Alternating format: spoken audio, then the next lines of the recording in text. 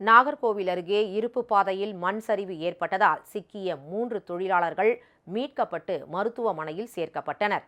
நாகர்கோவில் நெல்லை வழித்தடத்தில் உள்ள இருப்பு பாதையில் சீரமைப்பு பணி நடைபெற்று வருகிறது.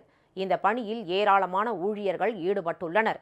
இந்நிலையில் பணியின் போது திடீரென ஏற்பட்ட மண் சரிவில் 3 தொழிலாளர்கள் சிக்கிக் கொண்டனர். இதையடுத்து விரைந்து செயல்பட்ட சக பணியாளர்கள் 3 பேரையும் மீட்டு மருத்துவமனைக்கு அனுப்பி வைத்தனர். அவர்கள் 3 பேரும் ஆச்சாரிப்பள்ளம் அரசு மருத்துவமனையில் சிகிச்சை பெற்று வருகின்றனர். மண் சரிவு காரணமாக நாகர்கோவில் நெல்லை இடையே தொடர்வண்டி போக்குவரத்து பாதிக்கப்பட்டுள்ளது. அந்த வழியாக செல்லும் தொடர்வண்டிகள் ஆங்காங்கே நிறுத்தப்பட்டதால் பயணிகள் அவதியடைந்தனர்.